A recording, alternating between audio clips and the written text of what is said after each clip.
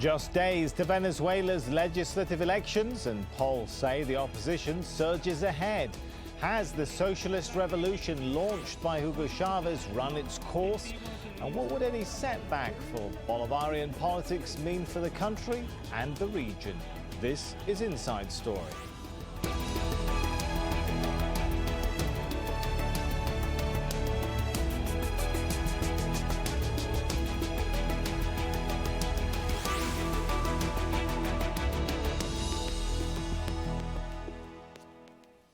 Hello and welcome to the show. I'm Sami Zaidan. For many Venezuelans, Hugo Chavez will always be remembered as a heroic figure who transformed the country with his Bolivarian revolution. But more than 2 years after his death, Venezuela is in a dire state. And the successor to Chavez, Nicolas Maduro, is under intense pressure. Venezuela has one of the highest rates of inflation in the world and one of the highest murder rates. Corruption is rife. There are shortages of essentials and the health system is collapsing. Just days before an election that will define the future, the socialist government stands to lose its majority for the first time in 16 years. Before we bring in our guests, Virginia Lopez reports from a Caracas neighborhood long known for its staunch support of the Bolivarian Revolution. A free musical education for her granddaughter is just one of the achievements of Venezuela's Bolivarian Revolution that Carmen Rangel enjoys. She says that the social and political transformations achieved during the late Hugo Chávez's government run deep, and that the country's spiraling inflation, crime problems, and chronic shortages are not enough to sway the vote. Hoy salí yo como muy temprano. Venezuelans have to queue for hours outside shops to find what we need. Today I came home without toilet paper, but I still continue to support my revolution. Her views are echoed by neighbors in the 23 de Enero, a community in Caracas known for its revolutionary fervor and for being home to armed groups that have vowed to defend the revolution. Such is the level of revolutionary fervor in the 23 de Enero that Hugo Chavez, two local leaders, independence hero Simón Bolívar, Marx, Lenin, Mao, Che Guevara, Fidel Castro, and Marulanda can sit alongside Jesus Christ in a predominantly Catholic country and raise no eyebrows.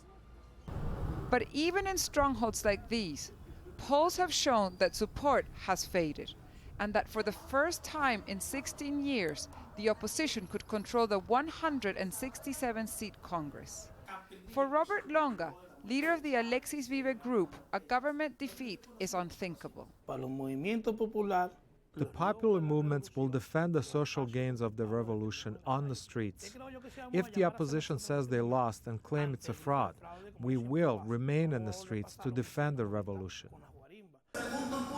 Longa prefers to refer to his colectivo as a social movement that, among other things, reconquers public spaces with murals that awaken political conscience. But they also monitor the streets, and local police are not allowed here. These grainy videos, shot during last year's wave of violent protests that left 43 people dead, allegedly show armed colectivo members alongside security forces. With stakes so high, many fear renewed episodes of violence could flare up once more. Sunday's election could prove to be as much a test of Venezuela's democracy as the future of the ruling party. Virginia Lopez, Al Jazeera, Caracas. Let's bring our guests into the show then. We have joining us from Caracas, Phil Gunson, Senior Analyst at the International Crisis Group. In Washington, D.C., Mark Weisborough, Co-Director of the Center for Economic and Policy Research. And also in Caracas, Roberto Patino, founder of the NGO Caracas Me Convive, which aims to reduce violence through youth empowerment and inclusion. Welcome to you all. If I could start with Mark, is the Bolivarian Revolution dying? Well, you know, here in Washington, there's a lot of excitement about that idea because they've been trying to get rid of this government. I think Venezuela's been mostly the #1 target for regime change in the world from the U.S. government. But I don't think so. I mean, you know, first of all, just as a practical matter, if the government loses its majority in the National Assembly, it doesn't change that much. It would, you know, here in the United States, you can see President Obama has actually accomplished quite a bit with the Republican Congress, so that's kind of what it would be like. But Mark, when you look at some of the opinion you poll ratings, even for President Maduro himself, it seems to be low, around 20%. There's been widespread demonstrations for the last year. I mean, does that not add up to a worrying question mark over the future of the Bolivarian revolution there?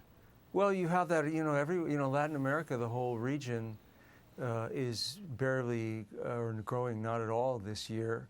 So you have low approval ratings, for example, in Brazil.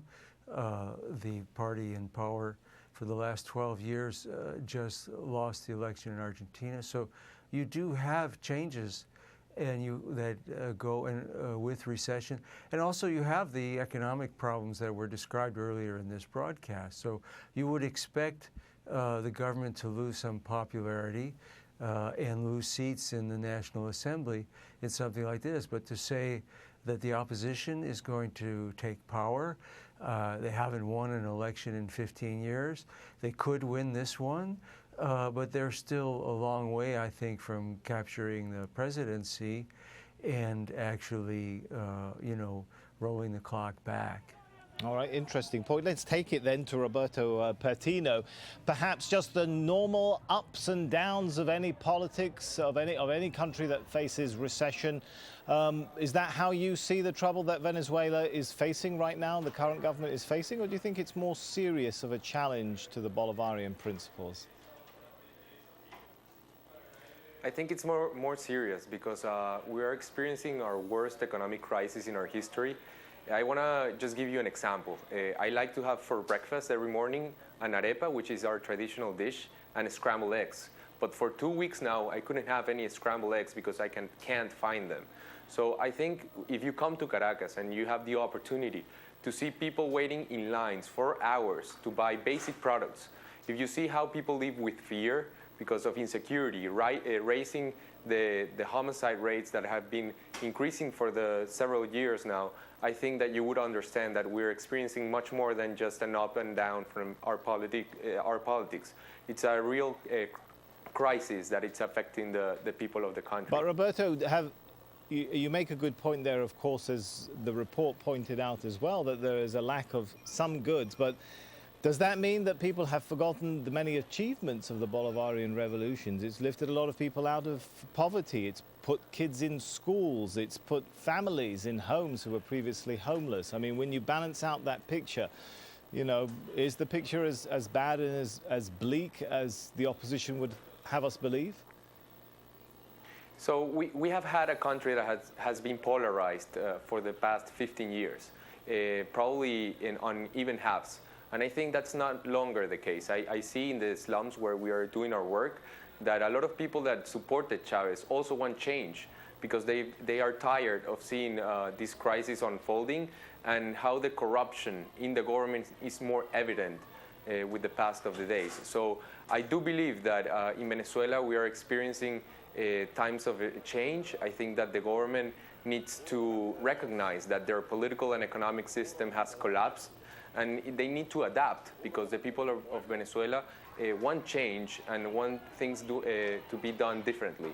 Okay, that's an interesting point as well. I wonder, Phil Gunson, whatever happens in these elections, and however people may agree or disagree on the performance of the government and whether the opposition can take over or not, this looks like a pivotal point of change for the country one way or another, right? Is that how you see it?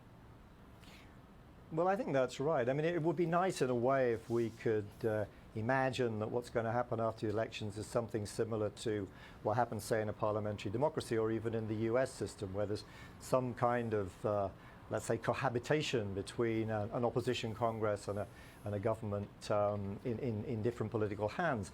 But really, cohabitation is not in the vocabulary of this government. And we've seen lots of statements out of President Maduro in recent days and weeks, really in very apocalyptic terms. I mean, he certainly seems to think that if the assembly changes hands, then this is, almost the end of the revolution. He's even threatened to take to the streets.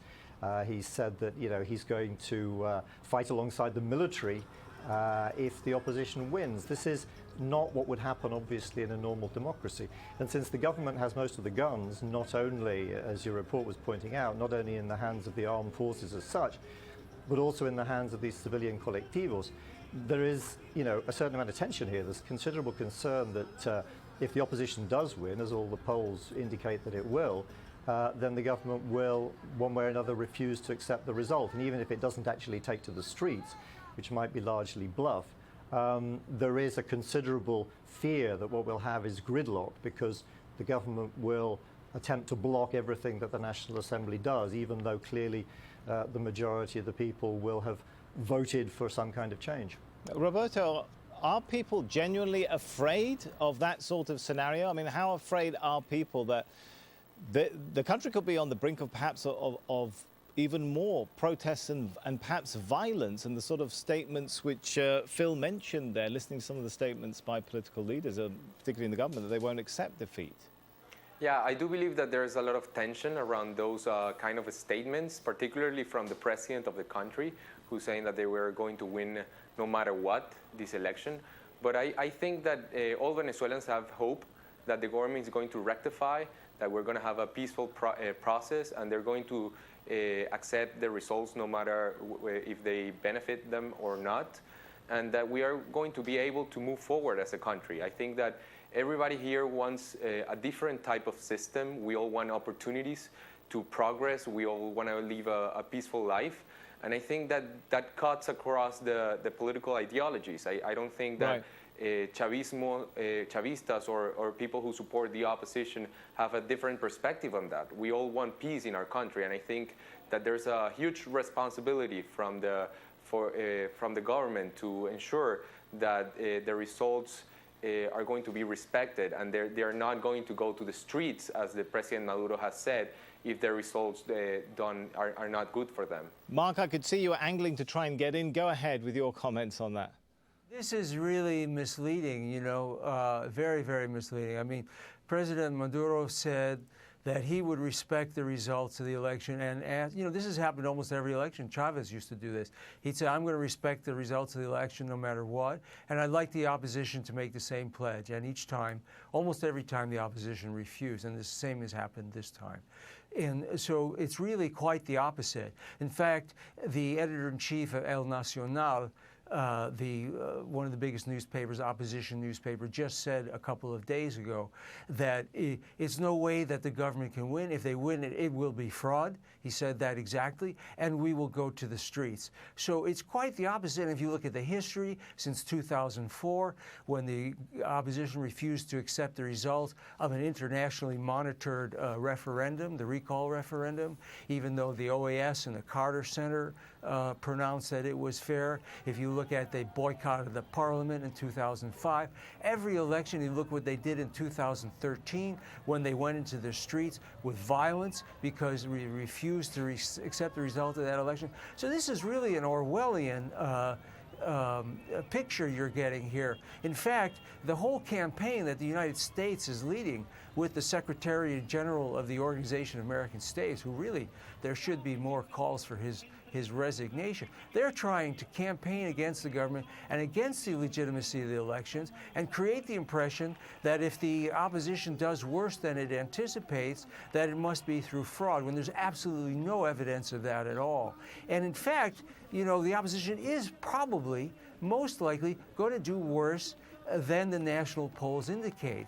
And that's Mark, because... what about the allegations of suppression of the opposition leaders being jailed, a government prosecutor fleeing the country on October claiming that he'd been under pressure to falsify evidence against an opposition leader, and so on and so forth?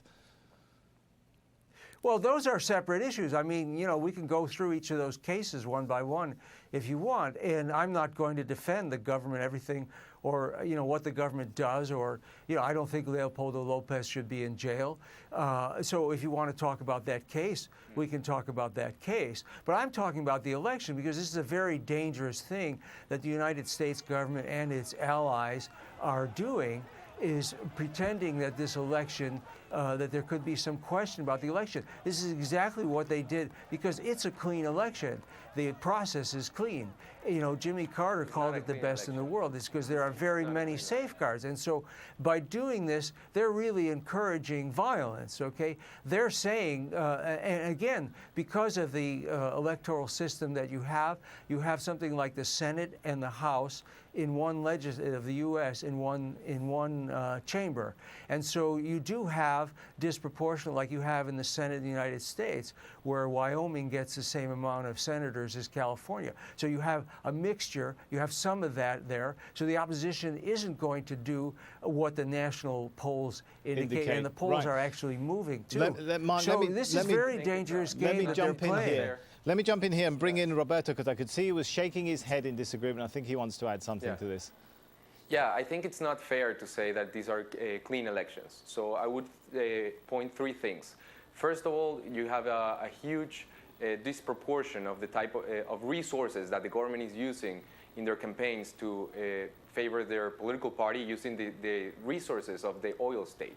Second of all, they have the control of the media. All media are controlled in Venezuela by the government. And even so, in the last week, I can tell you for a fact that people were having a lot of trouble to log into Facebook, because Facebook has become one of the few media where people can access information from both sides. And lastly, I would say that there's a lot of political violence, and I have experienced this myself in electoral centers before, where government officials or people associated with the government come with guns and take out the witnesses of the opposition. So you couldn't say these are clean elections. I do believe that the opposition has respected the results despite what the government is doing, and I think that the opposition is going to keep the electoral route and the democratic route to overcome the problems and the obstacles that the government is putting in the way. But Roberto, many of the supporters of the government will say these are the excuses that the opposition use time and time again whenever they've lost elections, and they've always lost elections, haven't they, in recent years on almost every level, and then blamed it entirely on the government without looking at their own ranks. Critics say their divisions, their inability to present a unified vision forward for the country. I mean, is it all only down to the government's behavior in explaining why the opposition has consistently lost elections in the last few years? Yeah, I think first of all, we have to remember that the opposition has won some elections. For example, the 2007 referendum of the Constitution that Chavez attempted. And I'm only making the point that these are very uneven and unfair elections. I do believe that Venezuela needs a different agenda that unifies the country and changes the polarization. I do believe that the opposition and some people from the government want to make an effort to bring a different vision to the country. I do believe that we need to put our country first. I think that we are experiencing, as we were saying, the worst economic crisis and political crisis ever. So I'm not saying only that these are the reasons why some people support the government. I do know that some people support the government. I've seen it with my eyes. But I just want to make the point that international campaign that he's mentioning about, that these are all about the United States and other countries trying to influence Venezuelan politics, is just not true. These are very uneven and unfair elections. And that's facts. We can see, for example, 2 weeks ago, a political leader from Acción Democrática was murdered while a political event. So these are not things that are normal in a democracy, and we have to recognize that, and we have to denounce that. But I do believe, as you were saying, you were asking me, I don't think that that's the only thing that is making elections to be contested in Venezuela. I do believe that the government and Chavismo has had support, and I think that the opposition needs to keep making an effort to innovate in the political discourse, in the policy options, and the type of decisions that they are making to bring more people into their side. Okay, well, on that point, I think most people agree there is a crisis. Let's talk a little bit about what people perhaps can agree on, the economic challenges the country is facing. And some people, of course, are saying that victory for the opposition would mean the end of the Bolivarian era. But what exactly does the term Bolivarian era mean? Well, the Bolivarian revolution refers to the socialist movement of former President Hugo Chavez, which his successor, Nicolas Maduro, also supports. The movement relies on extensive state spending funded by the government-owned oil company. Venezuela, of course, a major oil producer.